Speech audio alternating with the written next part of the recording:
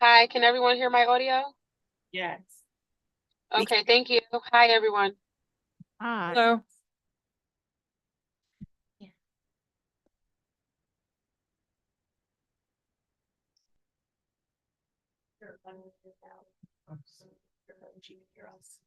Great. And we are live streaming as well. Live streaming and live mics.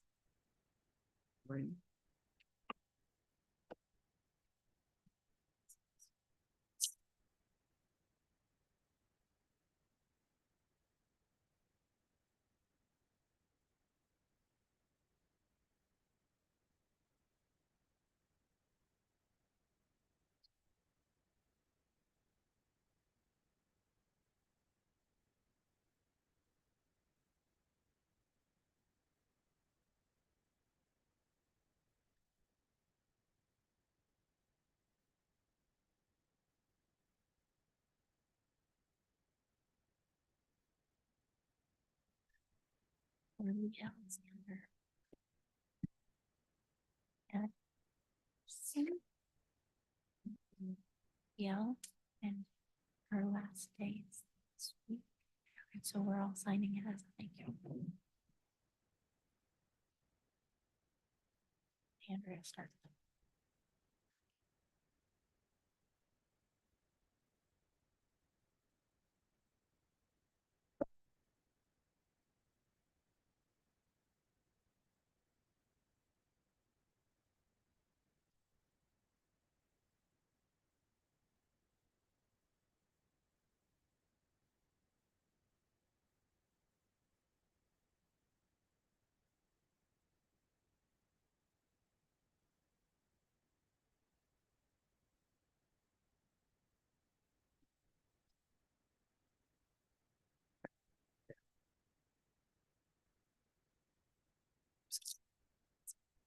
Sign it.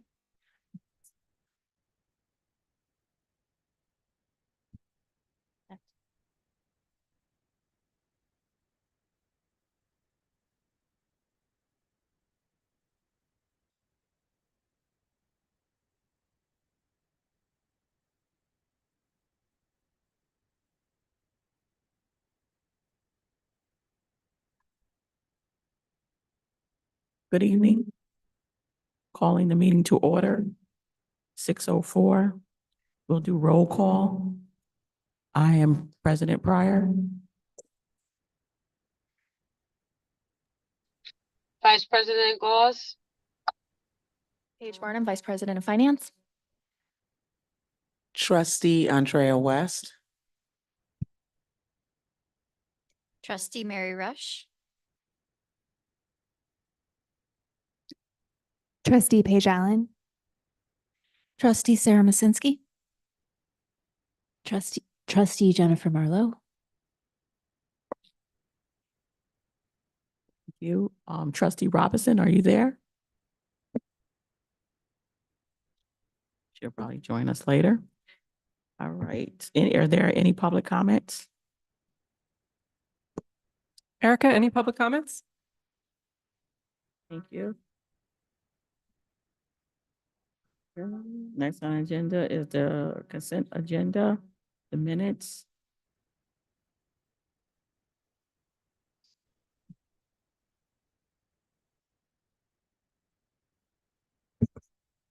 Please take a minute to look those over.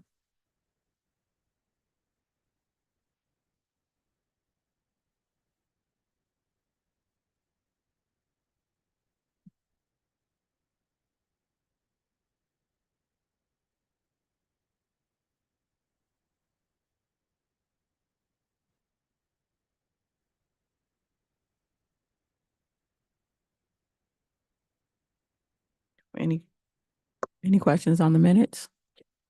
So we'll move down to the operating check registry.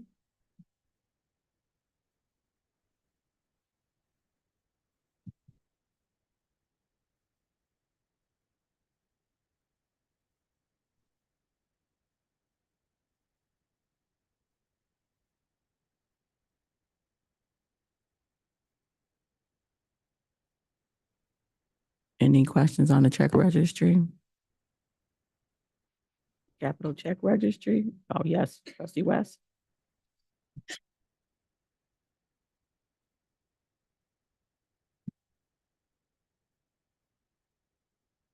Trustee Robinson, can you just confirm that we can hear you? Good evening. Perfect, thank you. Thank you.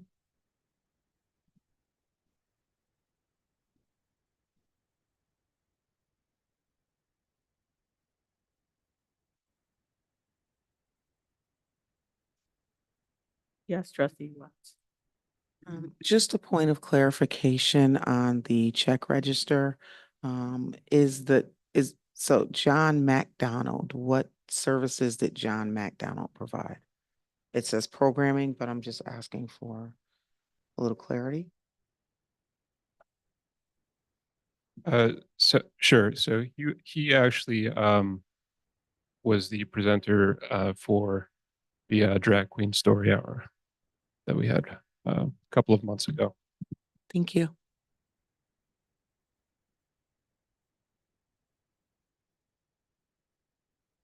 Capital fund, take a minute. Take a minute to look over the capital fund registry. May I ask a question as well, please? Sure. I just wanted to know what the programming was for the Latin Fest.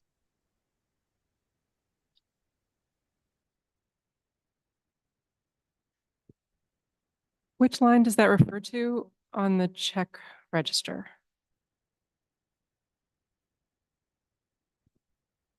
It's check number 16778. I believe that actually hasn't occurred yet, if I'm not mistaken. Yeah, I believe it's the registration fee to for us to participate in that event. That's bel- correct, I yeah. believe it's later this month. And that's the registration fee for nonprofits.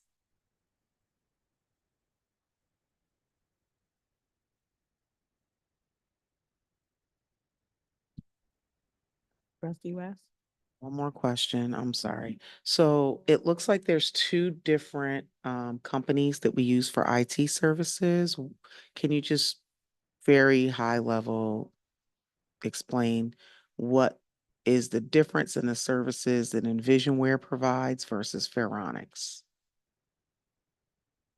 So Envisionware, it basically governs our public computer appointments and the public printing, and Phronix is associated with that. Melanie, do you have detail on that? Actually don't, that's not what I'm familiar with. That's fine. I can get you a more clear answer about what Phronix is, and if there are any other questions.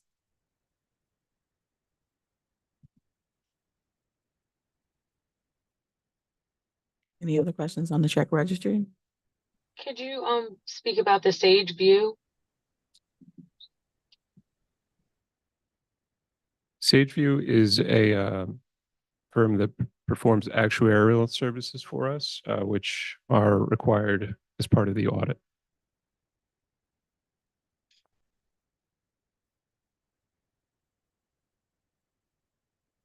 And I can actually speak to I'm the, sorry, could you? Oh, okay. and I can actually speak to the Pharonics really quickly. Pharonics is our deep freeze. It's our computer backend system that wipes the data from the computers after each use. So we don't store patron data on the computers between uses. And Trustee Gauss, if you were asking about Sage, it's some of our accounting software that we need for the auditing purposes. Sage is our accounting software. Sageview is a different firm who, like I said, they perform actuarial services for us. They produce a report that's required as part of the audit every year.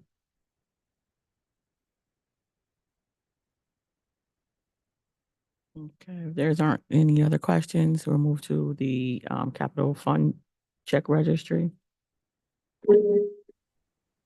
And that's separate from the consultant for the audit for the Sage View. Yes, that Sageview is not affiliated with our auditors. No. Okay, thank you.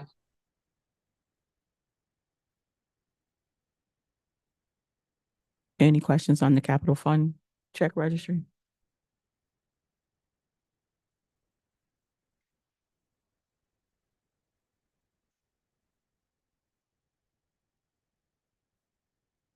Okay, without any questions, would someone like to make a motion to accept the consent agenda?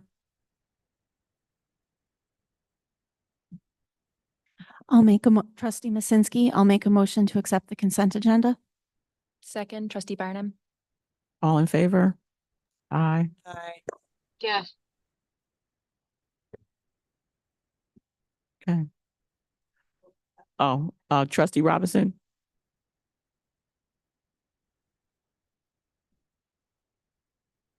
Sorry, aye. Thank you. All right, the finance memo. Okay, so Sean is out this week, so I'll go over his section. So the reports this month covered June of 2024, which was the final month of our fiscal year.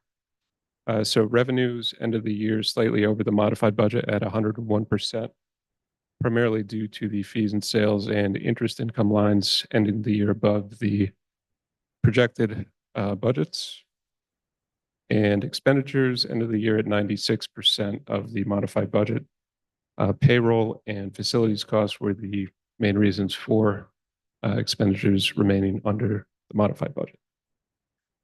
And then my notes, our national grid bills totaled $17,392 in June compared to $18,651 in June of last year. And as expected, our overall operating expenditures did end the year about 4% under the modified budget. While these numbers are unaudited, we don't expect them to change significantly as a result of the audit. So if anyone has any questions on any of the reports, happy to address those.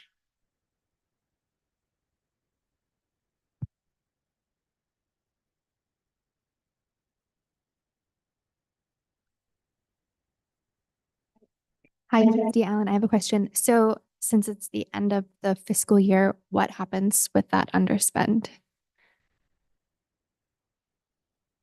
So essentially, once the audit is complete and the final total is determined as far as what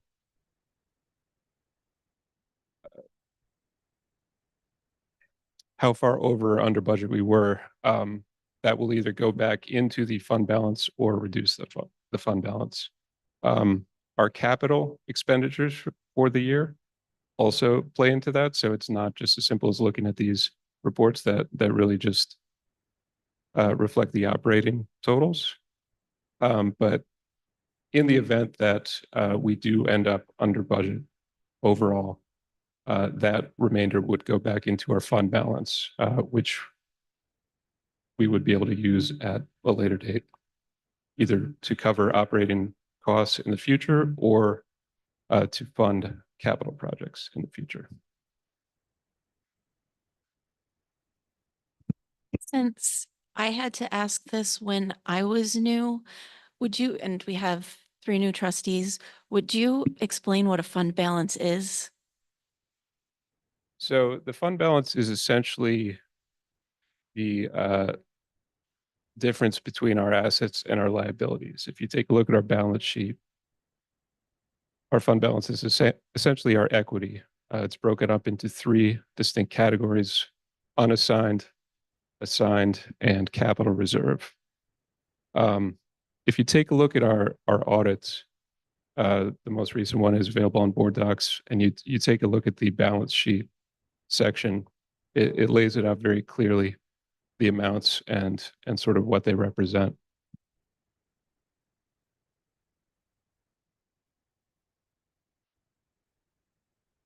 Thank you.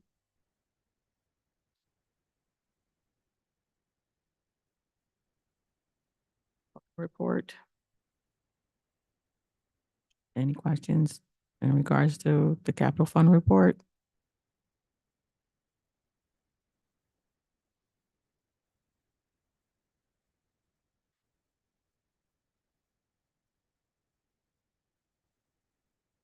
I just have to say, I'm just so impressed by the LED lighting. That's just a gift that keeps on giving. Um, please bear with me. I don't have my glasses. So the yeah, investment summary. Any questions?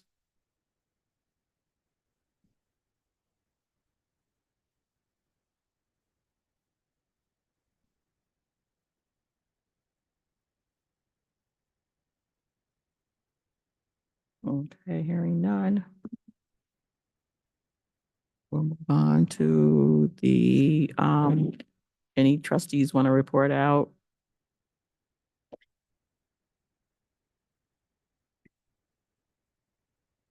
Report a couple interactions. Earlier this month, I attended one of the weekly farmers markets at the Delaware Avenue branch. I have to admit, one of the exciting things is the librarians always roll a book cart out there, and I have a friend who's a recently published author, and that book happened to be on the cart, so that was very exciting to take a picture and like send her away. But another interaction was just today, earlier in this very room, and I will let a trustee later identify this event themselves, but I attended the Friends and Foundation. Now I'm drawing a blank. What is the official event name? Book talk. Book Real talk. original. Tuesday book talks. The Tuesday Book Talk, Friends and Foundation. I would say there are at least 20 folks in the room, so that was really good attendance numbers for a program in the middle of the day. And then after that, I submitted my summer reading. So I got my t-shirt and my Stewart's ice cream voucher. So I look forward to enjoying my t-shirt and ice cream. So Thank you. Trustee Rush? Hello. Okay, so Trustee Barnum is speaking of me. I presented a book talk at 2 o'clock today for the Friends and Foundation of the Albany Public Library on the book The Power Broker by Robert Caro, and I was very impressed with the turnout. It was a good time had by all, I hope. I had a good time, so that's good. Other things, I had my second half of my orientation with Executive Director Nikolai earlier on the 30th, I guess, of July. And last week on Wednesday, I attended the book tasting event at Pine Hills, which I believe was the first ever attempt at such a thing. It was a really unique and creative program that I think could probably be tried in other branches and find success. They could even reuse all the materials that they had with the same books or swap out the books. But I ended up checking out one of the books that I was served of the three. So it was a good time. I picked up my second pen pal letter from the Howe branch. I need to still write back to my Albany, Georgia pen pal, but that's still going, which is great. I think that's it. I'm almost done with my summer reading. Hope to have my t-shirt soon to perhaps don at the next meeting. And then if it's okay, should I do an upcoming one with this? Okay. So on Thursday here at the Washington Avenue branch, there will be a Capital Region Vision Zero open house from 4:30 to 7:30. So that I plan to attend. But it's a great way to give your input. Vision Zero is about having there be no pedestrian deaths or injuries. So it's a way to help create the city and the region that we want safer for everyone traveling in it. Oh, Thank you. Thank you. Thank you for mentioning the pen pal program, because that was also featured on, they got recognition on the news. And so the creator of that, the assistant librarian there, I can't recall her name, but Christina did a dynamic job. And so it was nice to see that on the news and she getting the recognition of that program. And also the recipient of in Albany, Georgia, our sister city, was also featured. So you could see, you know, some interaction. So that was great. And Trustee Masinski. So I'm still a little salty that I'm too old to go in the giant whale, but it looks like that was awesome. But I wanted to say that I checked out the current art show, because words, at the Pine Hills branch. Some of it was not my taste. Some of it 100% was, but it was really good. And I learned a lot about the Albany Barn. I knew it existed before, but I didn't really know as much of like the impact that it's having. So I thought it was a really good sort of look into the arts culture of the area. So I am, you know, anyway, I just wanted to give a shout out to that. I picked up my summer reading list. I've been keeping track. Actually, the library keeps track, and I can just see what I've read. But so I'm going to be able to do it, I think. So I grabbed my form, and I I do a lot with the Libby app, and on it this past like month there was a big read, which was a bunch of different, Libby's or local libraries, promoting reading the same book. And it was called The Twilight Territory. I read that as someone who usually like cannot stomach Vietnam things. Just I think I saw Full Metal Jacket too young or something. But it really was a good look into sort of the different.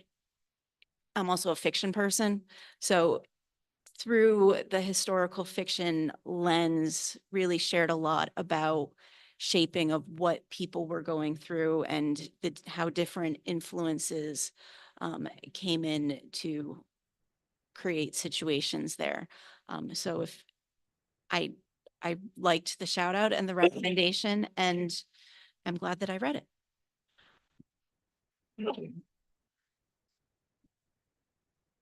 No, I attended the reptiles upstairs here at the Washington Ave branch with my son, and that was great. And while we were away for the whale, I did hear at the reptiles event very positive feedback from both kids and parents who thought it was very neat. So I'm sorry we missed that, but it sounds like it was really well received.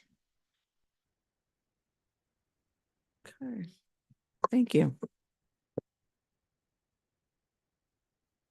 Director's report.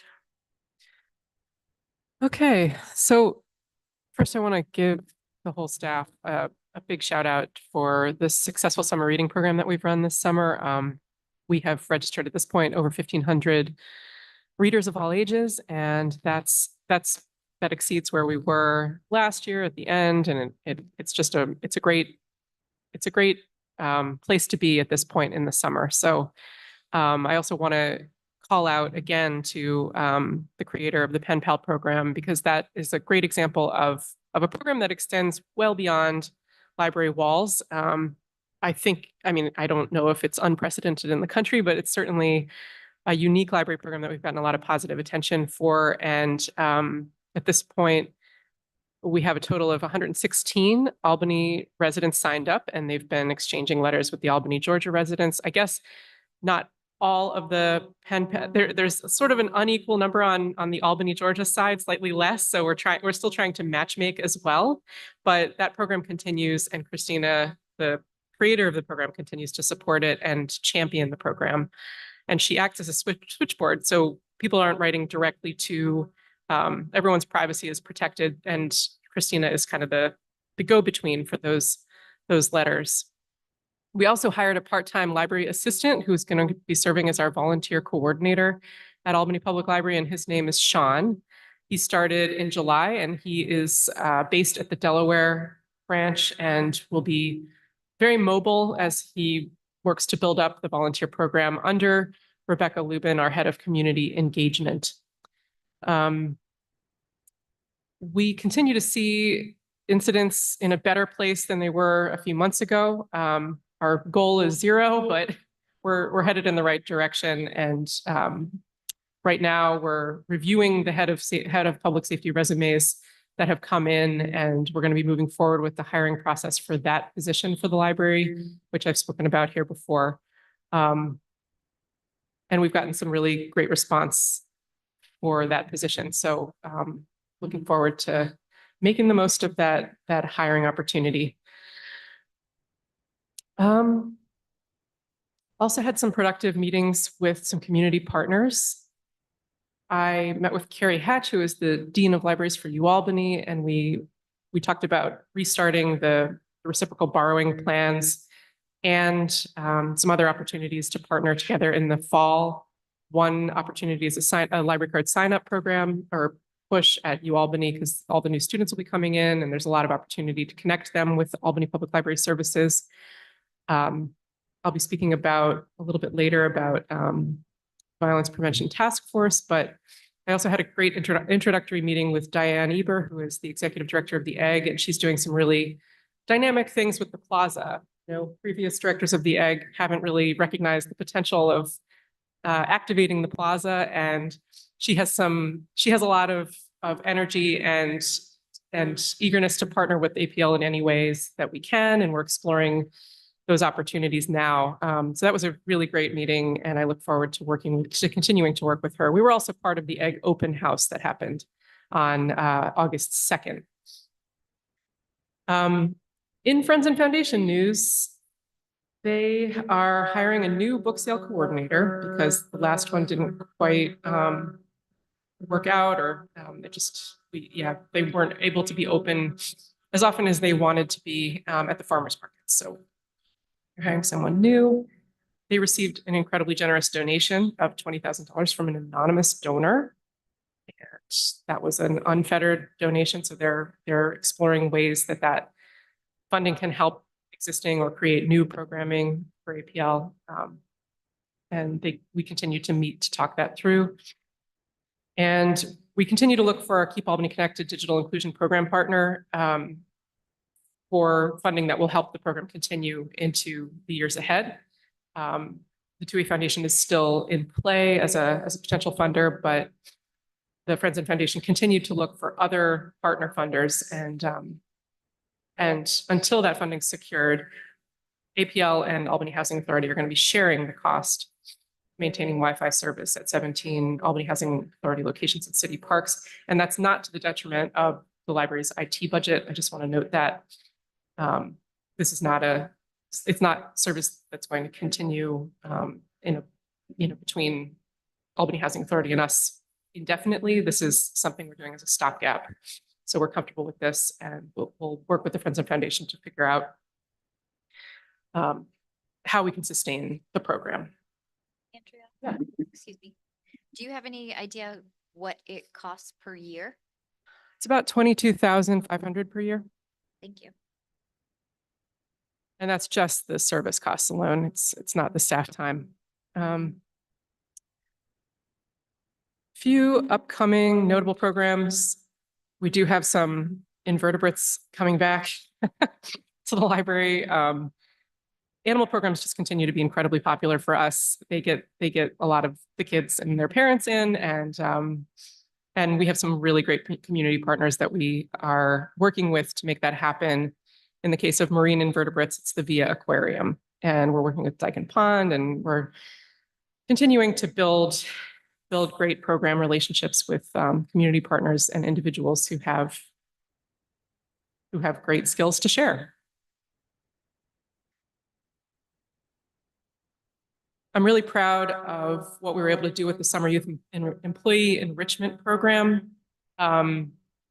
We had I think it was 5 or 6 summer youth. It was 6 summer youth employees, and they were in various branches of APL. And Rebecca Lubin did a really wonderful job of enhancing that experience for the kids who participated by offering this enrichment program about library services that took place in mid-July. We also have partnered with Radix and Friends and Foundation to host a discussion of career goals and how library resources can help support those goals. And that included a tour of our makerspace, which was really cool. Summer programming continues. The Whalemobile was mentioned earlier. That was a fantastic event, over 100 attendees, which is really a strong number for us. And of course, a ton of updates from our branches. And just for the viewing audience at home, all the documents that we're referring to in this meeting can be found on Board Docs, which is through the Albany Public Library website.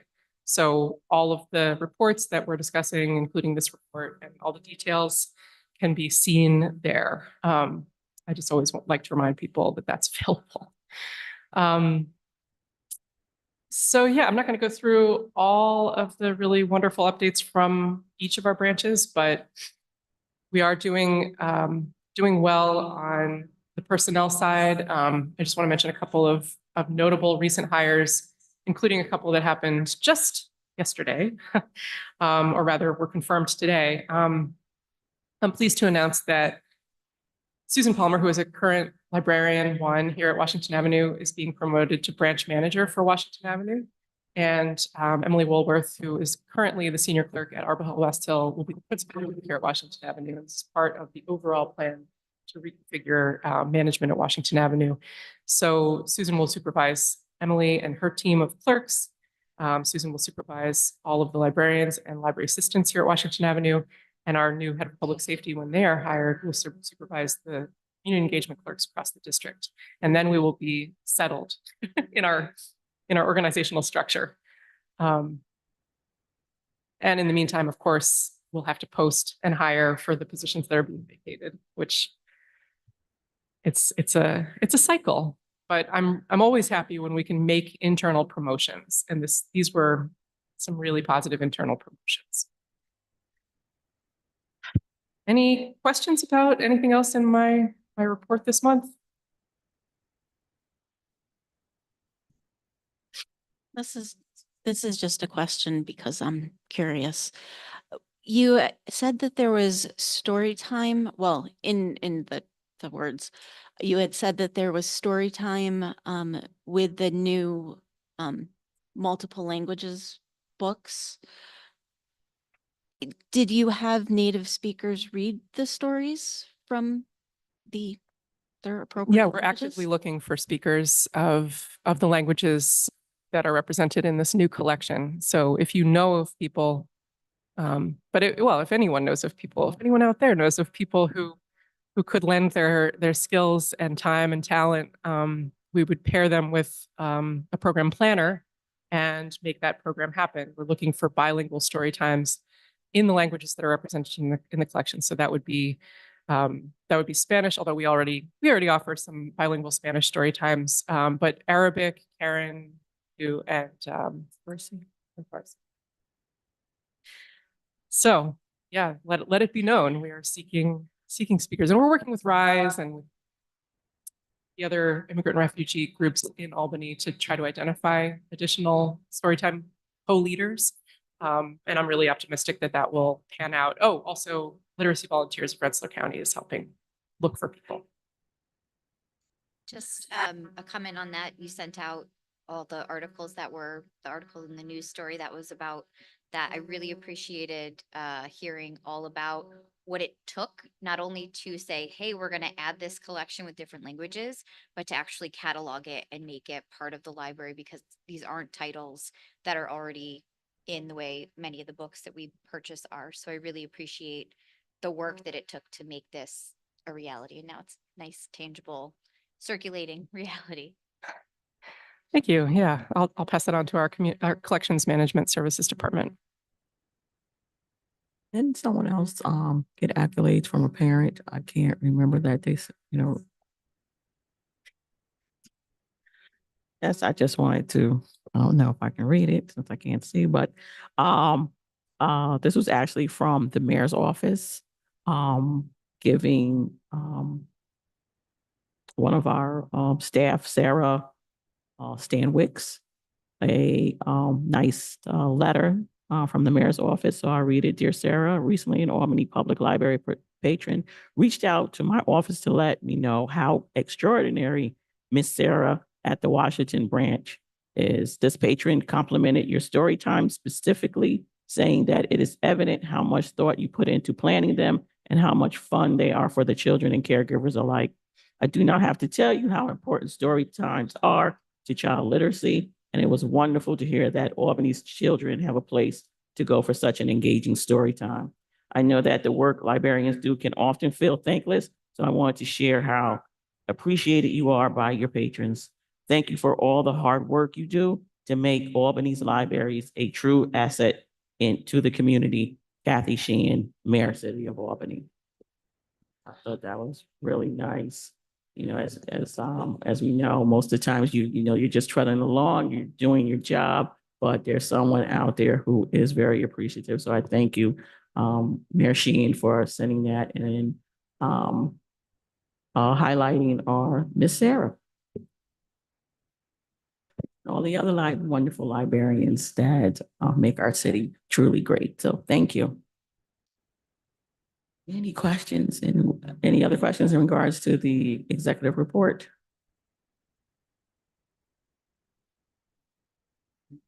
Statistics.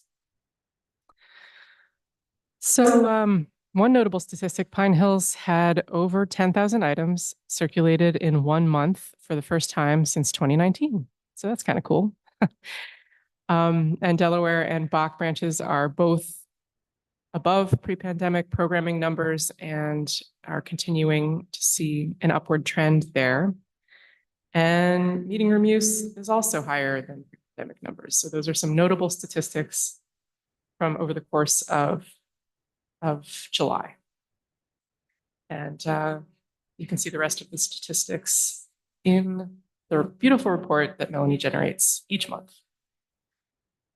And we'll be going over some more statistics in the quarterly hours report as well. So.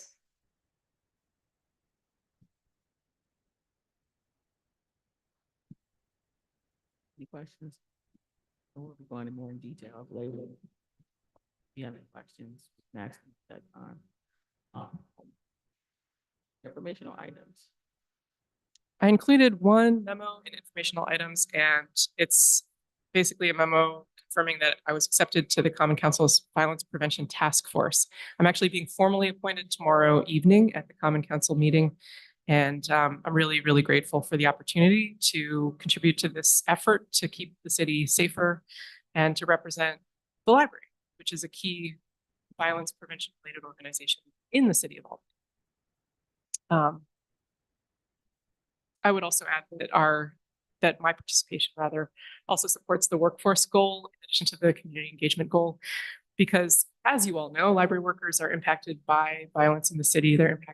Our workers are impacted by the high needs populations in Albany who are in a vulnerable spot. And you know, as an example, there was an instance recently of someone who was on the news who our staff have seen regularly here at this branch, and that person is no longer in society because of a crime that they committed. But yeah, you know, our staff, they recognize, they read articles in the paper, they see what happens with respect to gun violence in the city and other types of violence, and they often make connections between the realities and the people that we see regularly every day. And I'm not suggesting that we see a lot of physical violence in the branches, but we see a lot of the stress that is in the population that is kind of percolating, that sometimes boils over into violence out in the street. So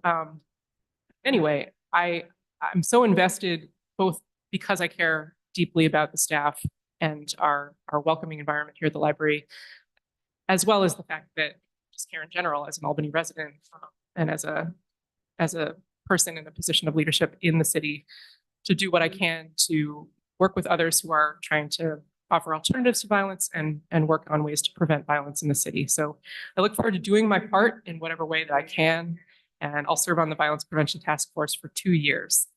The task force will be meeting at the Delaware branch, which is very convenient, and is great. It's going to be a great space to host that group. Honored to host the group as well. Thanks. Thank you. And thank you for supporting my participation on the task force. Right. New business. We have a. We'd have to do secretary. Yes, secretary, yeah, but yet, the secretary, there was, and when we, our last meeting, there were 2 candidates. Now this meeting, it's only 1 candidate. Trustee Mansinski decided to, step aside, for the good of the board. And so trustee West is now our secretary. Do a formal vote. Yes, so, trustee West, do you accept the nomination for a secretary? No, yes, right, okay. Thank you. Trustee West, do you accept the nomination? No, our council was. Trustee West, I do accept the nomination for the position of Albany Public Library Board of Trustees Secretary. All in favor? Aye. Trustee Gauls and trustee Robinson? Aye. Yes. Aye. Okay. Any nays? It carries. Thank you, trustee West, secretary. Thank you. Congratulations. So much. I'm so excited. Yes. Oh, I do have one question now, and maybe our council can explain. So I'm just looking at the officer description from our bylaws. It does have one part in there where it says that um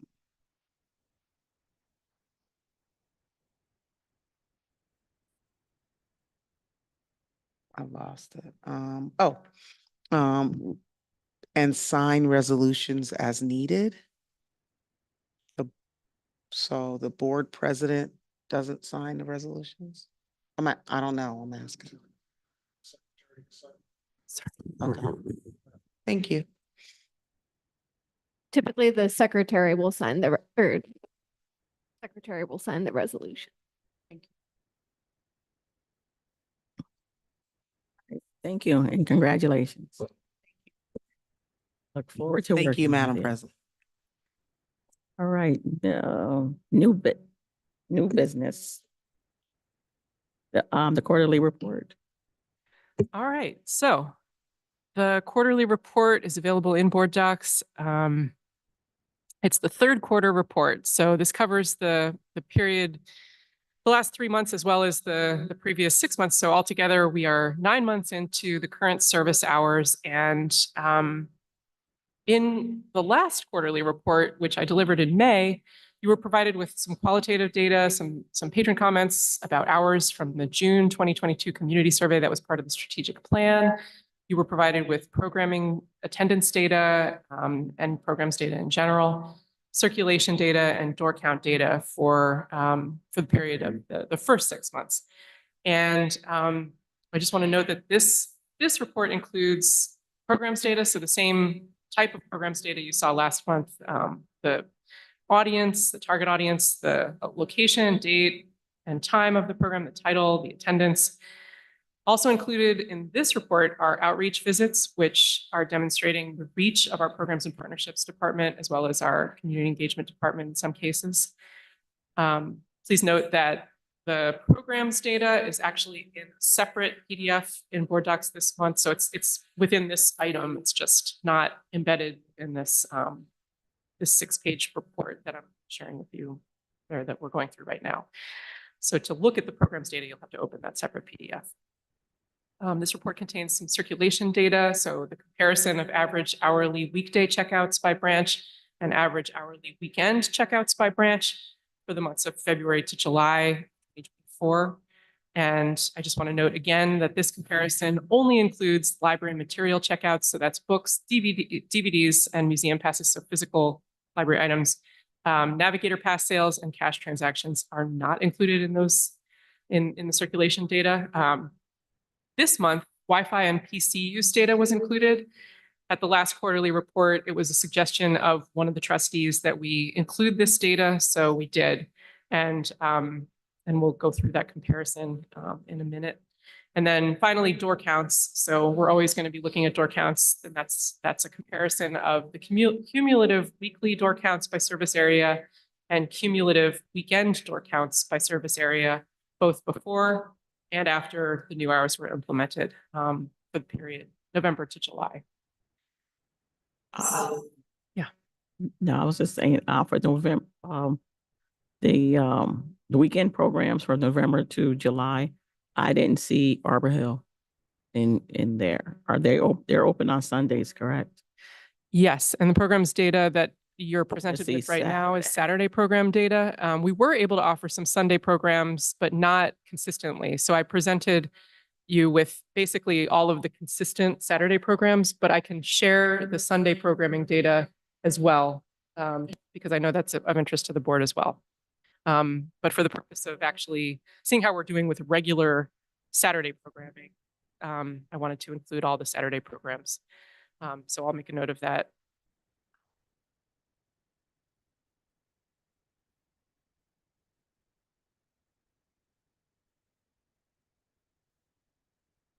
It's not often that we're able to have programs on a Sunday because of the staffing levels that we have on Sundays. And that was something we knew heading into the new hours. And finally, oh no, I covered that. Okay, so going to, page 3 of the Q3 report. Sorry about that blank page. Page 2 showed up blank this version for whatever reason. We're still seeing that that trend that we observed in second quarter. So on average, greater volume of library materials is checked out during the average weekend hour and during an average weekday hour. At our Sunday locations, those average weekend checkouts per hour continue to exceed average weekday checkouts per hour, with 30 to 31% more at Delaware, 60% more at Arbor Hill West Hill, over 50% in the second quarter, and 46% more at Bach Branch. So that's good news. And, you know, I think it bears out the notion that people who work during the weekdays are happy to make it to the library on Saturdays and Sundays to avail themselves of the services that we provide. Any questions on circulation data before I move on to door counts? I mean, yeah, door counts. Sorry. Did I skip programs? No, programs data.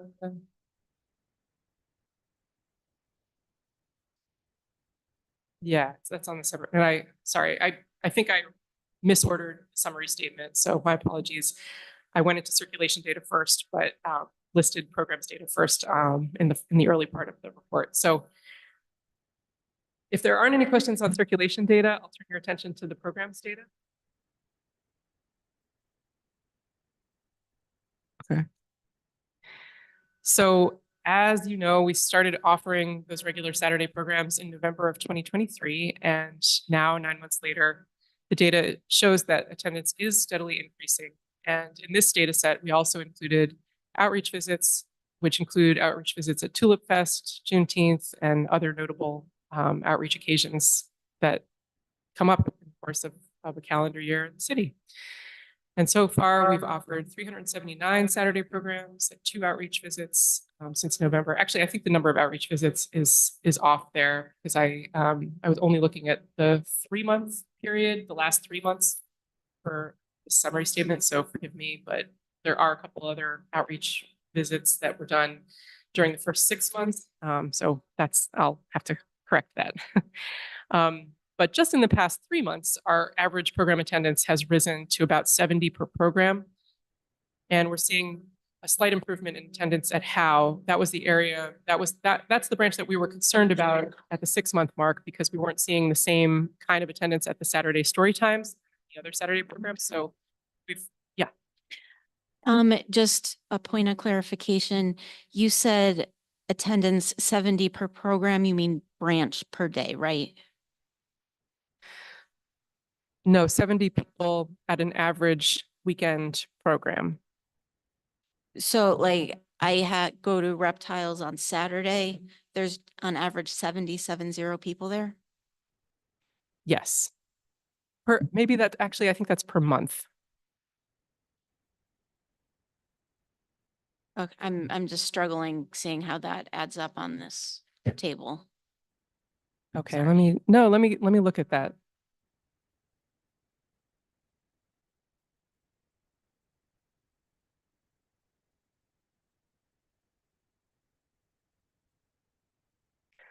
My mistake. Yeah, I was looking at the average per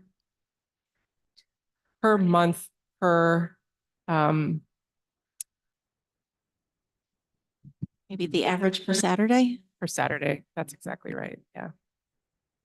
Thank you so much for that that catch. And I will send a revised report. My apologies to the board. That is not the right number. So let me move on. I want to finish that point about how we've made some concerted efforts to do more outreach within the South End community to get some more attention for the great programs happening at Howe, but our work is definitely not done. And I'm really looking forward to seeing what we learn through the community survey about hours and programs that we are going to be undertaking in the next couple of weeks. Director, could you describe the outreach that you've done for Howe? Sure. So our programs and partnerships department head, our community engagement department head, and our head of branch services met with the branch staff and went over some ideas about inviting the schools, the local schools. I think I spoke about the summer reading kickoff that we held at Howe not long ago. So looking at ways that we can do more outreach to Giffen and to some of the area daycares. We used to bring entire classes of daycare groups into Howe, and that hasn't been happening as regularly.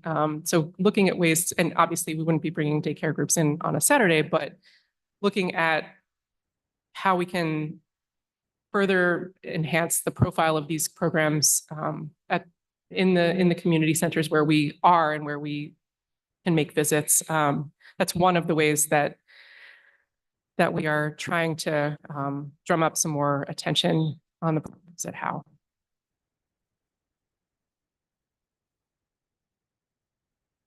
But I'm also really open to suggestions. And I think sometimes it's just time. So the more that we're not going to stop offering programs just because we're still building attendance. That's not the point. So I think what we've seen is that over time, you got to regularly show up in order for the community to start to trust that you really are going to deliver on your promises. And so it's important to us to just keep on offering the great programs. And, we did see a really great attendance at the most recent, or rather the last story time in July. I think we had like an attendance of 20, which is really good. A good number for Howe. So we're optimistic. We have to stay optimistic. Trustee West? I have a question and I'm not certain I'm looking at it the right way, so please forgive me if I'm not. So I'm looking at a comparison. Okay. So when I look at the weekend programs from November 2023 to July of 2024, it looks like there's no programs being held at Arbor Hill or Delaware. Am I looking at this incorrectly? No, you're looking at it correctly. These are just Saturday programs. So we're not able to offer regular Sunday programs, which is why that's not a report that is part of this this Q3 hours or yeah. So Q3 instead of report. weekend programs, it should probably read Saturday programs. Yeah, in the original spreadsheet, and I can share the entire spreadsheet with the board, but in the original spreadsheet, we did include Sunday programs as well, but it's something we can offer like every single Sunday. So let me share that data with the board so that you can review it. I don't necessarily need that, and I understand that it's not something that you can offer every single Sunday. I'm just a little concerned that, so is the thought that for Saturday programming, those students that live in Arbor Hill or Delaware neighborhoods would come to the main branch? That's exactly right. Yeah.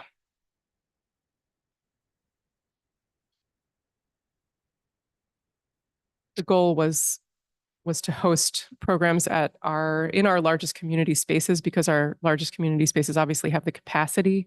And so again, we're hoping that over time we can build those programs up and get everyone involved who wants to be involved. I mean, we did this for working families. And so we're going to keep on offering as many programs as we can on Sundays at the Sunday locations. And we're going to keep on offering the regular Saturday programs and build those audiences. And yeah, that's the goal. I do know that the Delaware Avenue neighborhood prides itself on being a walkable neighborhood.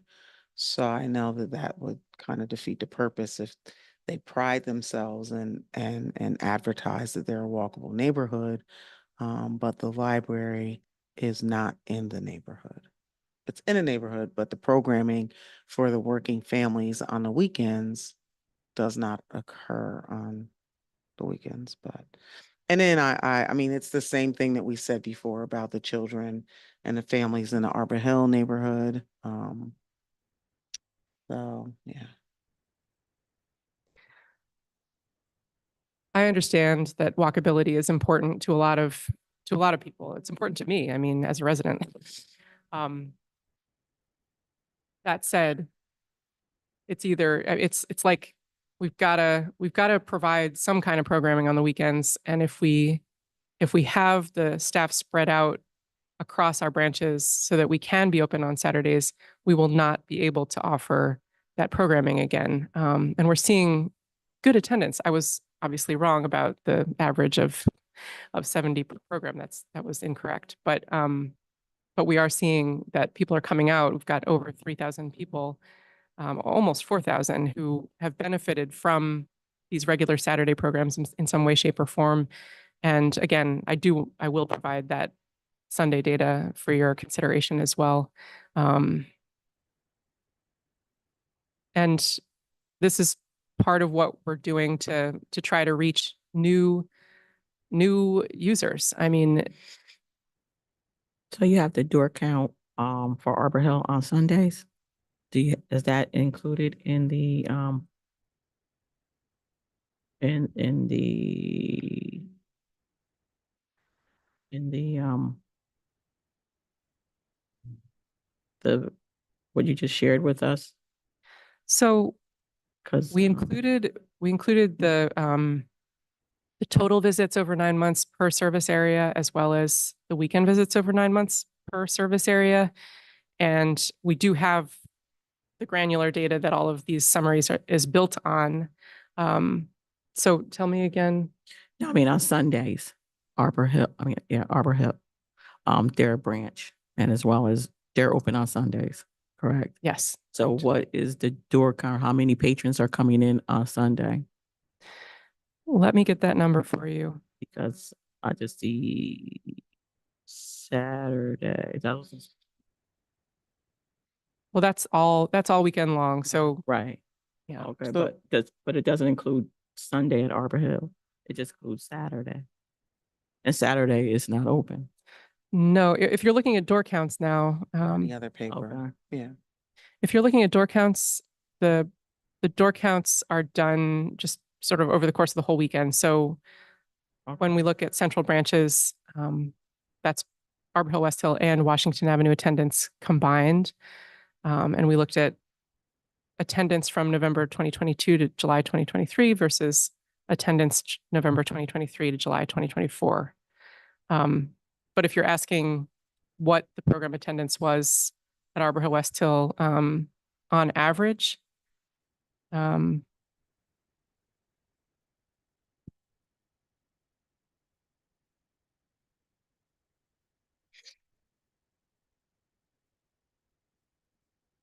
I'm just going to a different spreadsheet. So just give me a second.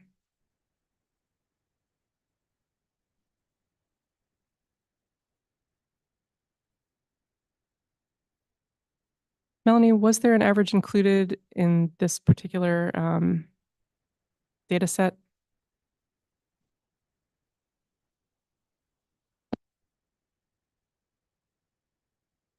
I have the year-to-year comparison for each branch, the net gain and net loss for those. So for Arbor Hill, West Hill, there was a net loss of 2,148, but that is also with the realization that there's less hours because on a Saturday they were open more hours than they are on Sundays because Sunday's only a 4-hour opening. Right. So we were bound to see some loss there because of the change in hours, but I think it would be interesting to see on average what the attendance is during the Sunday hours and what it was during the Sunday hours before the change in hours, just to see.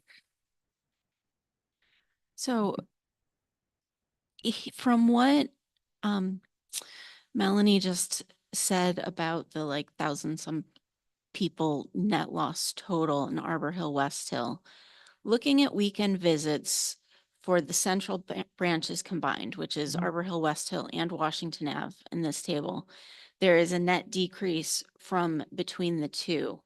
If you were to split that so that Arbor Hill, West Hill, and Washington Ave were separate data points, would most of that loss be in Arbor Hill, West Hill, or is it split between the two? We have to look at it, but I think it is going to be Arbor Hill, West Hill because Arbor Hill, West Hill was open on Sundays previous to this hours change shift. So Arbor Hill, West Hill had both a Saturday and a Sunday, which Washington did not. Gotcha. So they're losing a whole day. But that was made up mostly by Washington Avenue seeing more. But when I'm looking at the spreadsheet with the door counts that says weekend visits over 9 months, and you're doing a comparison of weekend visits during November through April for central branches, which would include Washington Avenue, and we're just talking about the weekends, the net is still a loss, even including Washington Avenue, and the gains, the net is still a loss of 618. that's true. And in the second quarter, it was not a net loss in the central branches, but it's also true that we see seasonal shifts in our door counts. And I would be interested to look back and see how that rose and fell in previous years, because in the summertime, we see attrition of attendance in certain branches over others. And I don't know what all the reasons for that might be, but that's just something we've seen cyclically. So if you see seasonal shifts, ebbs and flows, then that would stand a reason that the same is true for the positive numbers that you're seeing in the East and West branches. Is that correct? Well, as I said, I don't know exactly why the attendance ebbs and flows from district or from service area to service area. So the changes that we see here in the central branches, there's a lot of factors that might go into why we're seeing that dip here and not in other service areas. I'm not sure I answered your question though. I'm sorry. So I guess what I'm saying is just like there are factors that would show why there's that decrease, there's also factors that would show why there's an increase and whether or not the increase is a true increase or just part of an ebb and flow. That's right. That's accurate. Oh, I was just gonna suggest that there might be a better way to visualize and represent some of this data. Like I think, you can put the two central branches side by side, but at least showing the, possible ebb and flow or the, adjustment of numbers. Like if people go from one branch to the other, just, I'm sort of imagining like Excel sheet and like running lines with months. And so I just think that it would help us better visualize the data and be informative for everyone. If it was represented differently. Sure, So yeah. suggestion that I would make just for future reporting. Of course, thank you. And all of this is built on spreadsheets. So it wouldn't be hard to do. I guess we're always trying to strike a balance between presenting just, enough information without being an overwhelming amount of information, but, we have to. Oh, yes, yes. Trustee Goss. Hi, I may have missed it, but did you say that you were going to get us Arbor Hills demographic, their Arbor Hills data, or are Yes, we I going will. to be able to get that? Okay. Absolutely. Thank you. For questions on the,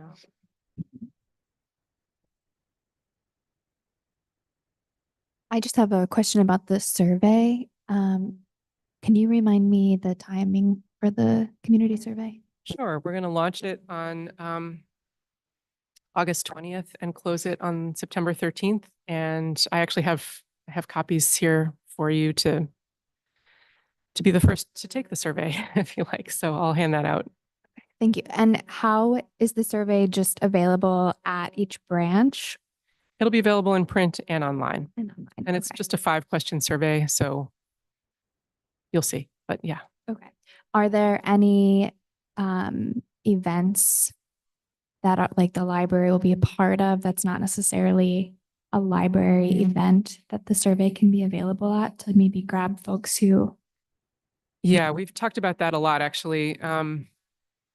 Because we have a more robust community engagement department and programs and partnerships department, we'll be looking to seize any and all opportunities to get the survey out at events that are not necessarily library events, because that would be beside the point.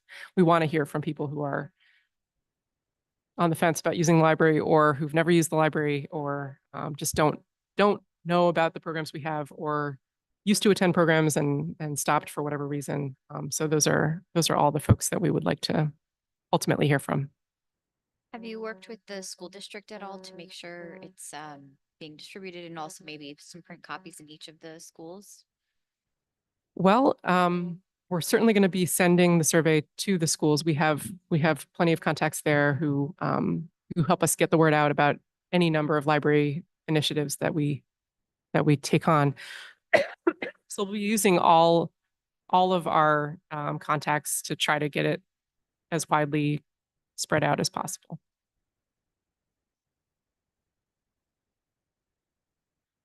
okay, any other discussion?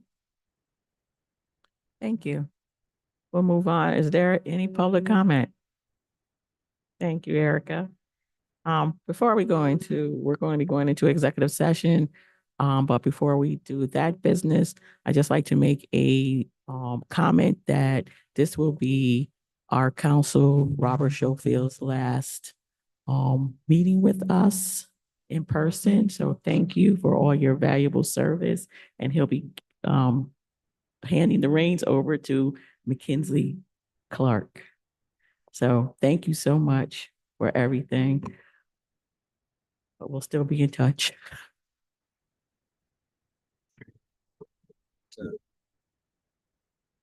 In the last 6 months, I took 24 years of experience at the board meeting and just plugged it all in. So it's all there now. But as we've talked about, Mackenzie's role will be to be here and assist you through these meetings, but you'll have the whole team, all of us back at the office, dealing with issues between meetings and dealing with the day-to-day stuff that, Andrea and I get to talk 2 or 3 times a week at least. So that won't change, but it's been a pleasure to be here. You're in good hands, and we're looking forward to continuing to do this.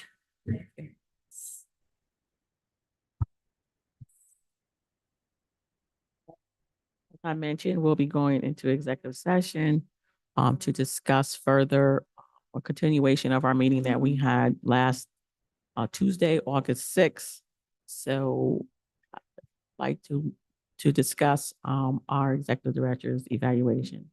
So I'd like to make a motion to go into, someone would give me a motion to go into executive session. Trustee West, I move that we go into executive session. Trustee Masinsky, I'll second. All in favor? Aye. Aye. Hi. Thank you. Hi. All right, you guys stay put where you are on screen. Okay, for anybody who is watching us from home, we are going into executive session, so I'll be ending the live stream. Any further information will be posted to board docs. Thank you, Melanie.